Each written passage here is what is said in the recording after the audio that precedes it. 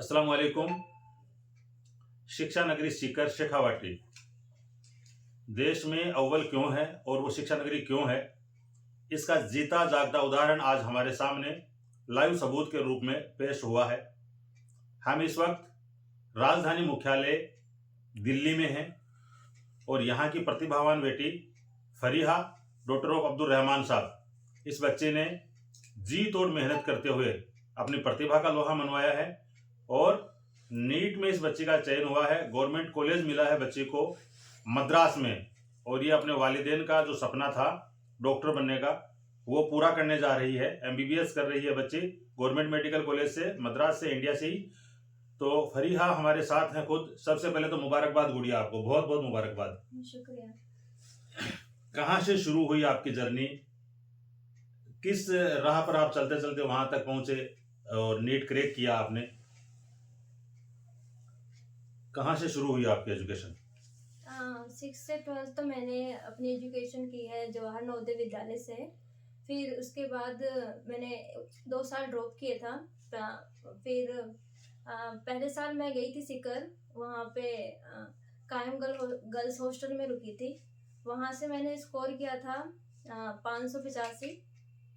फिर दूसरे साल भी मैंने अटेम्प्ट लिया, उसी हॉस्टल में रुकी थी मैं, कायम गर्ल्स हॉस्टल में। फिर वहाँ से गुरु कृपा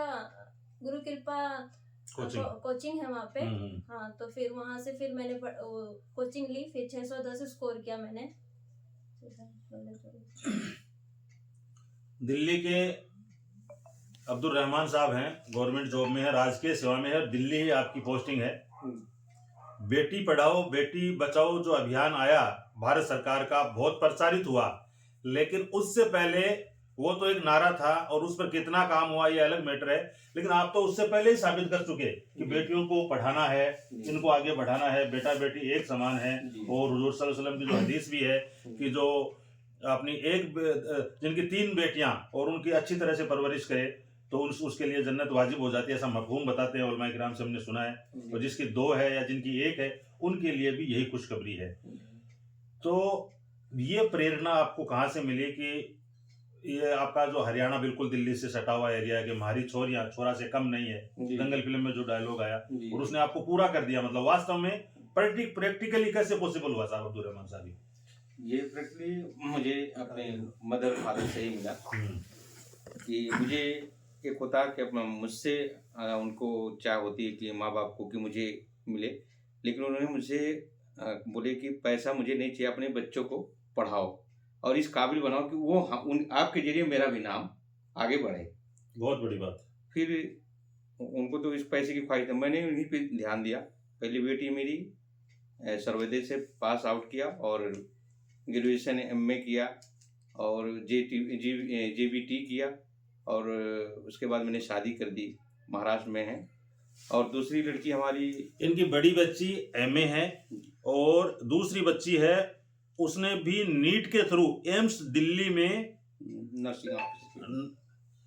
नर्सिंग की और एम्स दिल्ली में वो नर्सिंग ऑफिसर के रूप में कार्यरत हैं जी, कार्डियक विभाग में। हाँ, और तीसरी बेटी आपकी फरीहा जो डॉक्टर साहिबा बनने जा रही है और चौथा 3 बेटियां हैं, चौथी बेटी है वो बी फार्मा कर रही हैं और एक इनका साहिबजादा है, लड़का है, वो भी पढ़ रहा है अभी। हाँ, जेई की तैयारी कर रहे हैं। हाँ, तो उनके नाम के साथ एक बार शेयर कर दें। उनका नाम और इस साल 12th में है और साथ साथ में जेई की तैयारी भी कर रहे हैं। 1 नंबर पे सबसे बड़ी जो बेटी हैं उनका नाम के साथ शेयर करें। उनका नाम है फहीमा। दूसरा बेटी का हमारे नाम है जो एम्स में है, उनका नाम है शमीमा। और तीसरी बेटी मेरी जो है वो फरीहा नाम है, वो एमबीबीएस कर रही हैं। और चौथी बेटी मेरी जो है वो शोएबा नाम है, उनका वो भी फार्मा कर रही है, इस साल उसका 2nd ईयर है। और हमारा जो लड़का है वो सबसे छोटा है, वो इस साल 12th में है और 12वीं में है और क्या नाम जेईई की तैयारी कर रहे हैं। दोनों साथ साथ लेके चल रहे हैं। आपके वालिद साहब मोहतरम? हमारे वालिद साहब लेखपाल पटवारी से रिटायरमेंट थे, उन्हीं से मुझे सब कुछ आगे। उन्होंने ये कहा कि मुझे आपसे धन दौलत नहीं चाहिए, ये जो अल्लाह ताला ने धन नवाजा है इसको सींचना है, इनको काबिल बनाना है। और हमारे ये पहले गांव में पहली लड़की है जो एमबीबीएस एमए ये सब। कौन से गांव में? हमारा गांव पड़ता है गदापुर, ग्राम गदापुर, पोस्ट असनारा, जिला बस्ती, उत्तर प्रदेश में। यूपी में। हाँ, तो यहाँ ड्यूटी की वजह से हैं दिल्ली में। जी।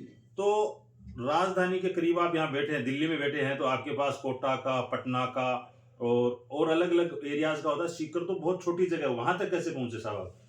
जी, हमारे यहाँ पे क्या नाम है, एक हमारी हॉस्पिटल में जहाँ पे मैं जॉब करता हूँ, राउत अलारम मेमोरियल हॉस्पिटल में, वहाँ पे एक हमारे नर्सिंग ऑफिसर दोस्त थे। उन्होंने बताया कि मेरे दोस्त की लड़की का वहाँ पे सिलेक्शन हुआ है एलएन से, आप उस बच्ची को वहाँ पे छोड़ो, बहुत पीसफुल अब माहौल है और आपके माहौल के हिसाब से वहाँ बहुत अच्छा है, खुशहाल है।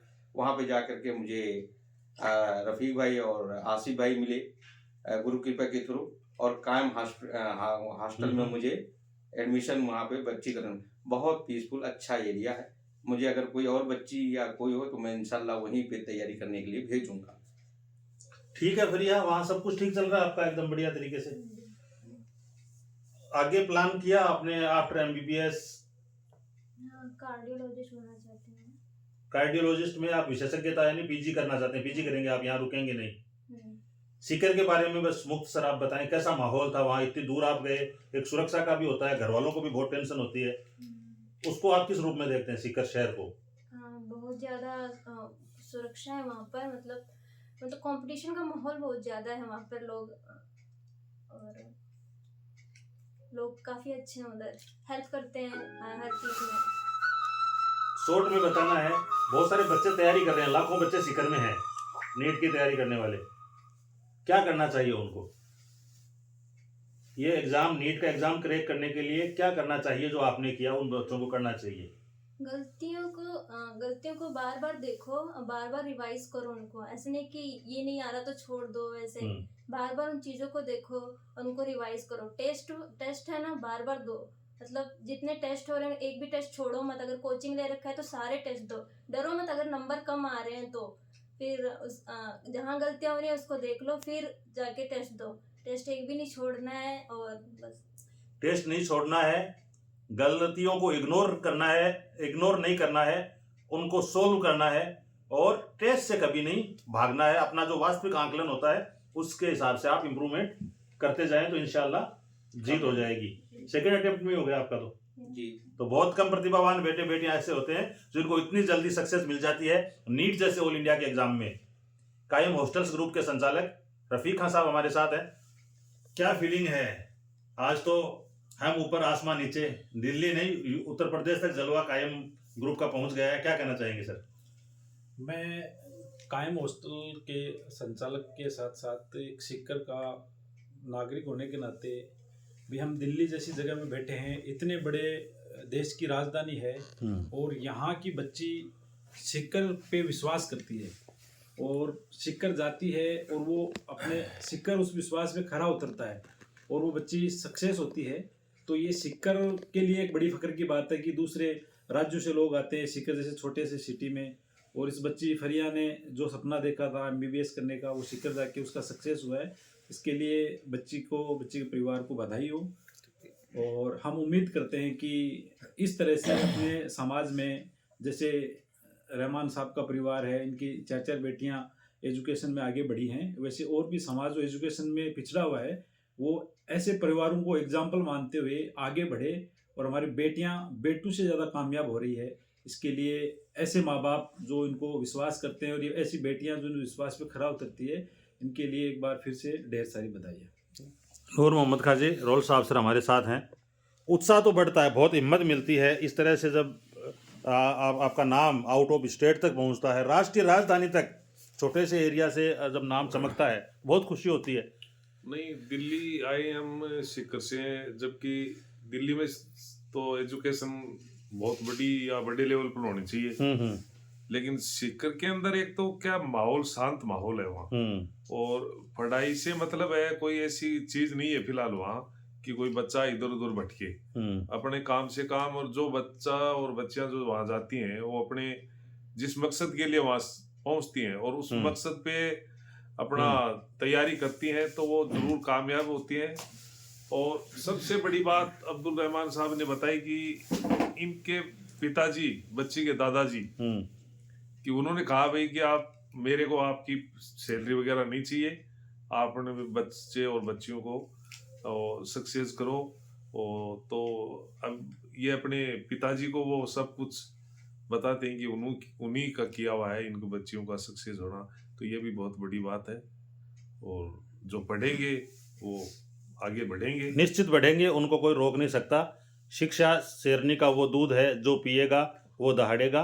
तो नूर मोहम्मद खान रोल साहब सर हमारे कारवां में कल से साथ हैं, राजगढ़, नौहर, भादरा और आपका ये दिल्ली, और उसके बाद मेवात एरिया।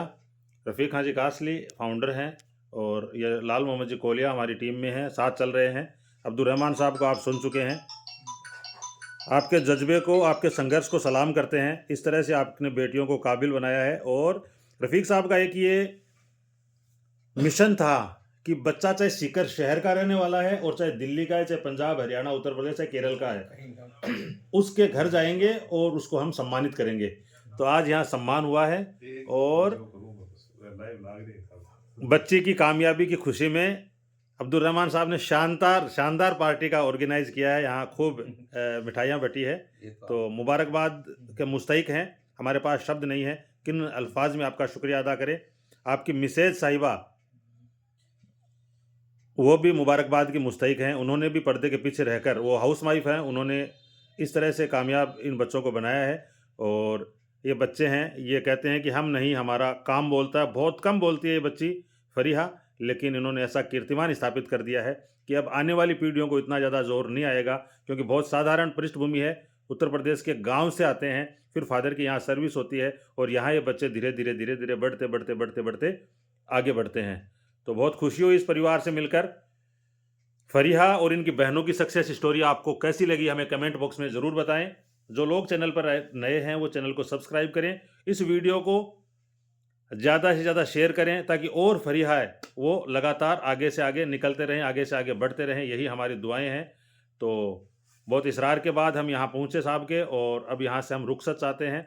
एक बार फिर इस परिवार को बधाई, चारों बेटियों को बधाई, और बहुत बहुत शुक्रिया आप सब लोग हमारे साथ जुड़े। बहुत बहुत मुबारकबाद सर, आपको बहुत बहुत शुक्रिया आपका, आपने टाइम दिया, इतना अच्छा खैर मकदम किया। यहाँ पर ये रिलेशन है, ये फरीहा ने बनाया है हमारा और आपका, और ये पीढ़ियों तक रहेगा इंशाअल्लाह। बहुत बहुत शुक्रिया। अस्सलाम वालेकुम, जय हिंद।